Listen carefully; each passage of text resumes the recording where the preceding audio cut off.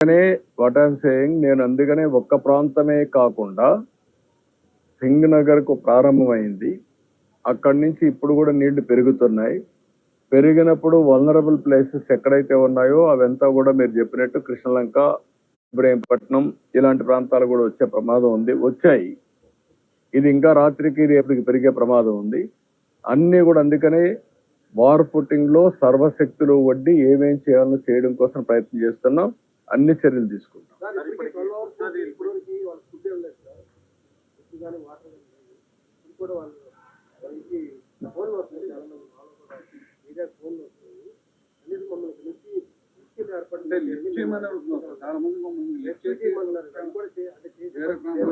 అంటే ఇప్పుడు నేను ఏమంటానంటే రాత్రికి అందరినీ తీసుకురావాలంటే ఒక 1000 మందిని 2000 మంది తీసుకురాగలుగుతాం.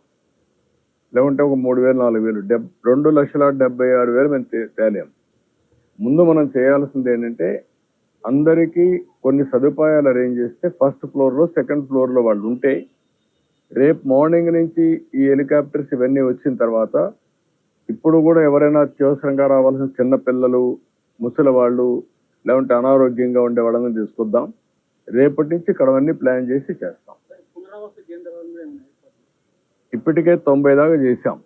ఇంకా ఎన్ని కావాలనో విజయవాడలో అన్ని హోటల్స్ కానీ, కమ్యూనిటీ హాల్స్ కానీ, కళ్యాణ మండపాలు కానీ మొత్తం తీసుకుంటాం.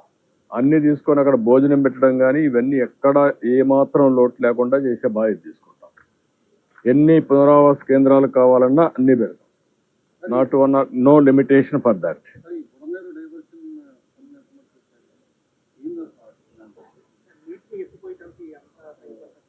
మరి ఇప్పుడు ప్రస్తుతానికి బుడమేరు ఆ బ్రీచెస్ క్లోజ్ చేయడానికి కూడా రాత్రి లైట్లు పెట్టి అక్కడ వర్క్ కూడా స్టార్ట్ చేశాం. జనరేటర్ పెట్టాం, లైట్లు పెట్టాం. అవి ఆ బ్రీచ్ని ఏ విధంగా క్లోజ్ చేయాలనో రోడ్ అవన్నీ యాక్సెస్ పెట్టి అవన్నీ చేయడం కోసం ప్రయత్నం చేస్తున్నాం. అది కూడా క్లారిటీ వస్తుంది. ఒక పక్క బుడమేరుని బ్రీచ్ క్లోజ్ చేయడం, పైన నుంచి వచ్చే వాటరు ఇంకొన్ని ప్రాంతాలకు స్ప్రెడ్ అయింది. ఇప్పుడు ఈ నీళ్లు బ్యాక్ కొట్టే కొద్దికి ఇబ్రహీంపట్నంకి వెళ్ళాయి. ఇక్కడ కట్టినటువంటి వాల్ ఏదైతే ఉందో ఆ వాల్ కూడా స్వీప్ చేసి వచ్చి కృష్ణలంకకు వచ్చే పరిస్థితికి వచ్చాయి.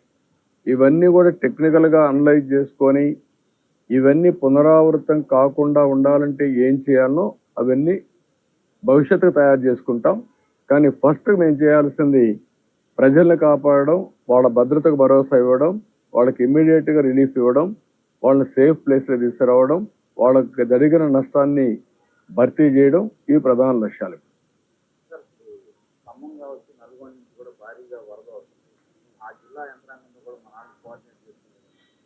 అంటే మనకి ఎక్కడికక్కడ నీళ్లు ఎంత వస్తున్నాయో వచ్చేస్తున్నాయి. వాళ్ళు అక్కడ నీళ్లు నిలిపే పరిస్థితులు లేరు.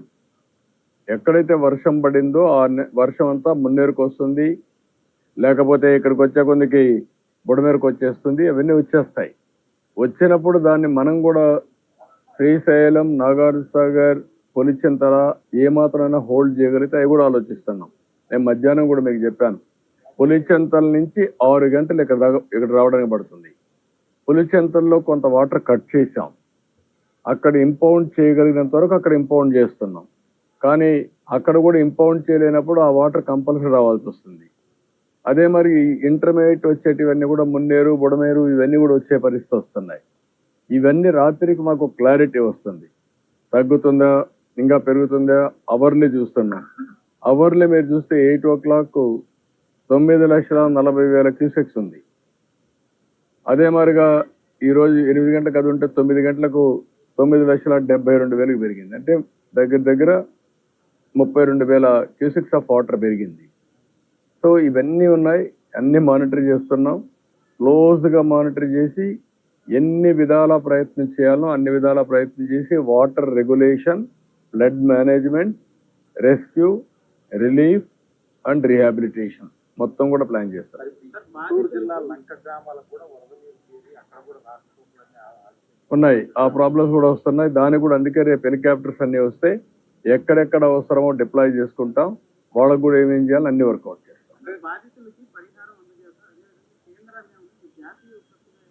డెఫినెట్ గా అడుగుతాం. రేపు ఎన్ని అయిన తర్వాత ఫస్ట్ వాళ్ళకి ఇన్ఫర్మేషన్ ఇచ్చాం, ఒక లెటర్ పంపిస్తాం. జాతీయ విపత్తుగా డిక్లేర్ చేసి రాష్ట్రాన్ని ఆదుకోమని కూడా కోరతాం. అది రేపు పంపిస్తాం.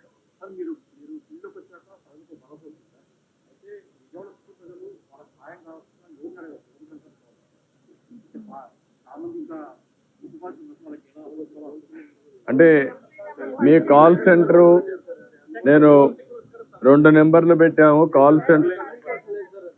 అదేమ్మా ఇప్పుడే ఇస్తాను నెంబరు చూడ అటువంటి నెంబర్ అండి. ఇప్పుడు నేను కమాండ్ కంట్రోల్ నెంబర్ 112 లేకపోతే 107 ఈ నెంబర్కి కాల్ చేయండి. 112-107 ఇక్కడ నెంబర్ ఆఫ్ కాలర్స్ని పెట్టాం, నెంబర్ ఆఫ్ లైన్స్ పెట్టాం. ఇక్కడ ముందు ఇచ్చిన నెంబరు ఓన్లీ 1 నెంబర్ ఉంది, ఇది కలెక్టరేటివ్. ఇది కంట్రోల్ రూమ్ పెట్టి అక్కడ ఎవరు చేసినా అవన్నీ కన్సాలిడేట్ అవుతాయి. నేను కూడా అందరికి IVRS ఇస్తాను.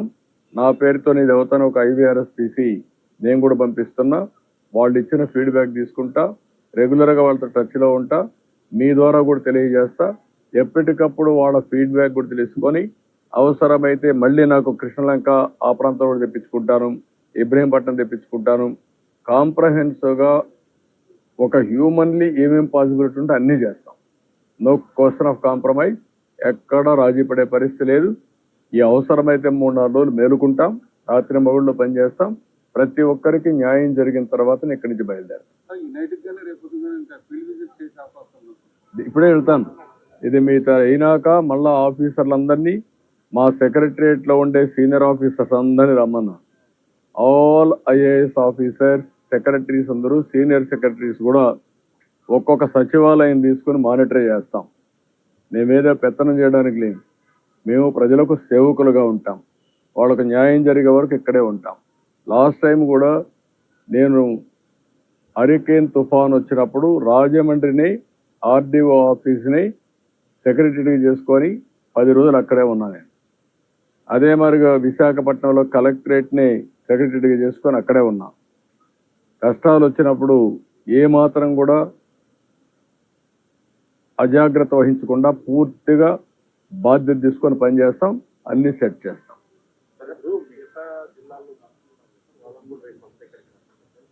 అవసరమైతే అక్కడ కూడా కొన్ని చిన్న చిన్న ప్రాబ్లమ్స్ ఉన్నాయి. ఎందుకంటే అన్ని దిక్కడా వర్షాలు పడ్డాయి. అవన్నీ చూసుకొని ఫ్రీగా ఉండే మంత్రులను రమ్మంటాం, వాళ్ళు కూడా సూపర్వైజ్ చేయండి. అంటే శ్రీశైలం, జూరాల అవి కొంత ఆల్మట్టి అవి కొంత తగ్గాయి. అయితే శ్రీశైలం నుంచి నాగార్ సాగర్కి వచ్చేవి కూడా తగ్గుతున్నాయి. నాగార్ సాగర్ మళ్ళా పులిచింతల నుంచి కిందకి వచ్చే డౌన్ స్ట్రీమ్ లో ఎక్కువ వస్తున్నాయి. అక్కడే మనకి ప్రాబ్లం. మున్నేరు, బుడమేరు, లేకుంటే వైరా, అక్కడ ఇంకొక ప్రాజెక్ట్ కూడా ఉంది, కట్లేరు, అవన్నీ ఉన్నాయి. ఇవి ఎక్కువ వచ్చాయి. అది కూడా నిన్న పడిన వర్షం శ్రీకాకుళంలో, కళింగపట్నంలో క్రాస్ అయినా అక్కడ వర్షం పడకుండా నేరుగా డైరెక్షన్ మొత్తం నల్గొండ, ఖమ్మానికి వెళ్ళిపోయింది. అక్కడ పడిన వర్షపు నీరుని ఇక్కడికి వచ్చాయి. మళ్ళా మొన్నే అతలాకుతలం చేసింది గుంటూరు, కృష్ణా జిల్లాని. ఇప్పుడు అదనంగా పైన పడ్డాయి. అప్పుడు మొత్తం ఈ యొక్క క్యాచ్మెంట్ ఏరియాలో ఈ ప్రాంతంలో పడి మొత్తం దెబ్బతిన్నాం. పైన పడే కొందికి ఆ నీళ్ళు కూడా కిందికి వచ్చాయి. 2 విధాలు. అదే శ్రీకాకుళంలో వర్షం పడి ఉంటే ఇంత ప్రమాదం వచ్చేది కాదేమో. అక్కడ గాలి లేదు, వర్షం లేదు. ఓసారి డెస్టినీ, కొన్ని ఇబ్బందులు వస్తాయి. ఆ ఇబ్బందులు సమర్థవంతంగా ఎదుర్కోవడం తప్ప వేరే మార్గం లేదు. ఏం చేయాలో అన్ని చర్యలు చేస్తాం. Will act it. అంటే అమావాస్య కారణంగా పంపుతూ ఈ వాటర్ రిసీవ్ చేసుకోవడం ఎదుగుతుంది అవకాశం ఉంది. మున్నేరు కూడా మళ్ళీ ఎవరి దగ్గర మళ్ళీ ఎదుగుతుంది అవకాశం ఉంది. దాంతో నందిగామ అంటే నందిగామకు సంబంధం లే కదా, అది మరి మున్నేరు మొత్తం హైవే మీదకి వచ్చేసి ఒకవేళ వచ్చినా కూడా సముద్రం నుంచి కిందికి వస్తే ప్రకాశం బ్యారేజ్ కిందన కదా ఇవన్నీ. ఇంకా వస్తే ప్రాబ్లం వచ్చేది ఈ పక్క వస్తుంది, పైన రాదు. ఏది ఏమైనా ఒక ప్రాంతంలో వస్తుంది, ఒక ప్రాంతంలో రాదనకుండా ప్రాబ్లమ్స్ ఉంటాయి, సమస్యలు ఉంటాయి.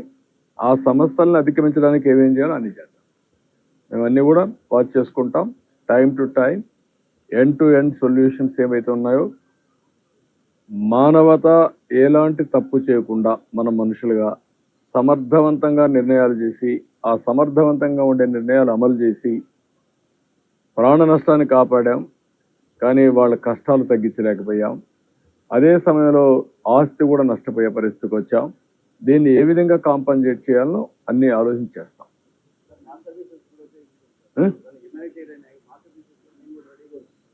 అందరం కలిసి చేయాల్సిన అవసరం ఉంది. ఇప్పుడు ఒకరి మీద ఒకరు ఇది చేసుకోవడం కాదు.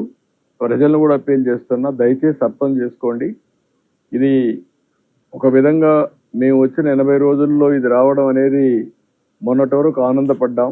వర్షాలు బాగుపడ్డాయి, కరువు తగ్గుతుందని, రిజర్వాయర్స్ అన్ని బాగా ఫుల్ అయ్యాయని. అదే సమయంలో ఈ కష్టం కూడా తెచ్చిపెట్టింది. ఏది ఏమైనా అన్ని విధాల ప్రయత్నం చేస్తాం. అందరి సహకారం తీసుకుంటాం. మీరు కూడా ప్రజలకు ఎప్పటికప్పుడు తెలియజేయండి. మనం ప్రభుత్వం చేసే పనులన్నీ ప్రతి ఒక్కరికి చివరనున్న ప్రతి ఒక్కరికి వాళ్ళ కష్టం తగ్గించి బాధలు తగ్గించి సహాయం చేయడం మా ఆలోచన చేస్తాం. Thank you. నేను రాత్రికి ఇక్కడ ఉంటా, మళ్ళా వెళ్తా. మీకు ఏదైనా ఉంటే టైం టు టైం మేము బులెటిన్ రిలీజ్ చేస్తాం. అవర్లీ బేసిస్ ఎంత వాటర్ వస్తుందో అవి కూడా రిలీజ్ చేస్తాం. అదే సమయంలో ఏమేమి రిలీఫ్లు చేస్తున్నాం, ఏమేమి డెవలప్మెంట్ అన్నీ చేస్తాం. మీకు ఒకటే దీనికి సమాధానం, పెద్ద ఎత్తున సహాయ కార్యక్రమాలు చేయాలి. అది ఒకటే మార్గం. రెండోది, ఎంతమందిని వీలైతే తీసుకొచ్చి ఏదో రీహాబిలిటేషన్ సెంటర్లో పెట్టి క్యాంపులు పెట్టి అన్ని విజయవాడలో ఎన్ని ఫంక్షన్ హాల్స్ ఉంటే అన్ని పెడదాం. అవసరమైతే హోటల్స్ కూడా తీసుకోమని చెప్పాను మా వాళ్ళకి. ఏమి కొంపలేం కోల్పోవు, హోటల్ కూడా తీసుకుందాం, అన్ని దిక్కలా పెడదాం. ప్రజల కంటే మించింది ఏం లేదు. అన్ని కూడా తీసుకుంటాం. అన్ని తీసుకొని అన్ని చర్యలు తీసుకుంటాం. Thank you.